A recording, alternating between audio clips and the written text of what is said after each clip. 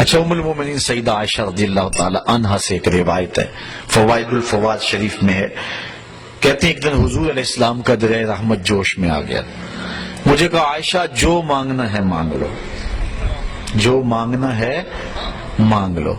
میں نے عرض کی حضور اگر اجازت ہو تو اپنے باپ سے مشورہ نہ کر لوں، دریائے رحمت جوش میں ہے اور کہا جو مانگنا ہے مانگ لو، موقع بڑا اہم ہاتھ میں آیا ہے، تو اگر آپ اجازت دیں تو اپنے والد حضرت ابو بکر صدیق سے مشورہ نہ کر لوں؟ کہا جاؤ ان سے پوچھ لو۔ حاضر ہوئی دریائے رحمت جوش میں، محبوب نے فرمایا کہ عائشہ جو مانگنا ہے مانگ لو، مجھے بتایا جائے کہ میں حضور سے کیا مانگوں۔ فرمایا عائشہ حضور سے عرض کرنا کہ معراج کی قربت خاص میں اللہ نے آپ سے کوئی راز کی باتیں کی تھی، تو ان باتوں میں سے کوئی ایک بات بتا دیں۔ مانگا بھی تو علم مانگا اور کہا عائشہ سنو، میرے سے وعدہ کرو جو حضور بتائیں مجھے بھی آ کے بتانا۔ کہا ٹھیک۔ حاضر ہوئی، حضور نے فرمایا عائشہ مشورہ ہو گیا؟ جی حضور ہو گیا۔ کہا بتاؤ پھر کیا مانگتی ہو؟ کہا حضور معراج کی قربت خاص میں جب آپ گئے تھے تو اللہ نے آپ سے کوئی کلام فرمایا تھا؟ کہا جی۔ تو حضرت عائشہ رضی اللہ تعالیٰ نے عرض کی حضور پھر ان باتوں میں سے ایک بات مجھے بتا دیں۔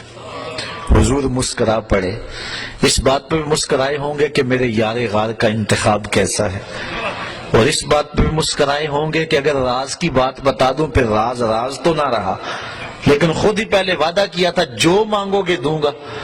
تو حضرت عائشہ نے عرض کی حضور مجھے ان باتوں میں سے ایک بات بتا دیں۔ تو حضور فرمایا عائشہ سنو پھر، جب میں قربت خاص میں پہنچا میرے رب نے مجھ سے جو خاص باتیں کی ان میں سے ایک بات یہ کہ اے محبوب آپ کی امت میں سے اگر کوئی شخص کسی شخص کا ٹوٹا ہوا دل جوڑ دے گا میرے اوپر لازم میں بغیر حساب کے جنت عطا کروں گا۔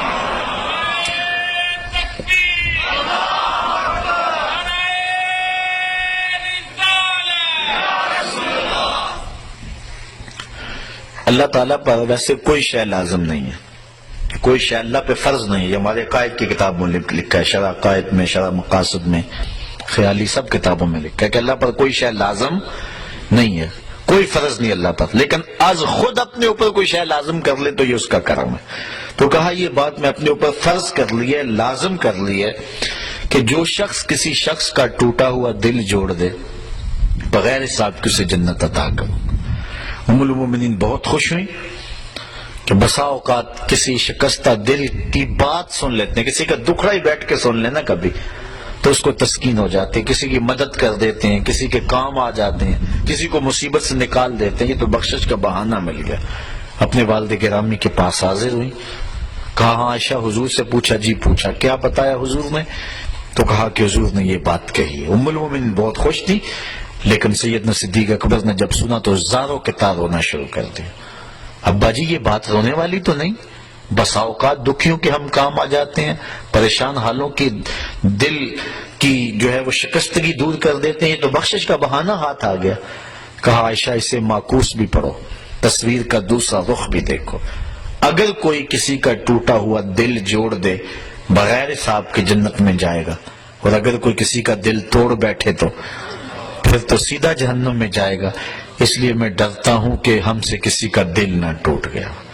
آج کے معراج النبی کے موضوع پہ ہونے والے اس اجتماع سے یہ درس لے کر گھروں میں پلٹنا، ہو سکے تو کسی کا دل جوڑ دینا، لیکن کسی کے دل کی شکستگی کا سامان نہ بننا۔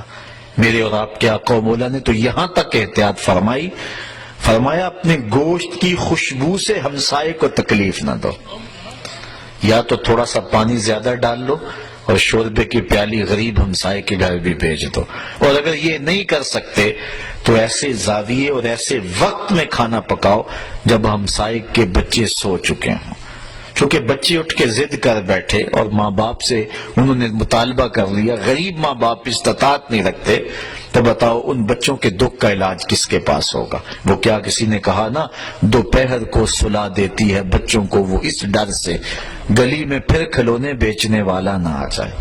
لیکن ہم نے ان لوگوں کے درد کو کبھی سمجھا؟ عید کے دن بھی بیوہ کا یتیم بچہ آلو چھولے بیچنے پہ مجبور ہوتا ہے کبھی بسوں کے اوپر چھوٹے چھوٹے بچے پانی بیچتے اور کنڈکٹروں کے دھکے کھاتے ہوئے دیکھیں. یہ بچوں کے سکول جانے کا زمانہ ہے، لیکن ہمارا معاشرہ بے درد ہو چکا ہے.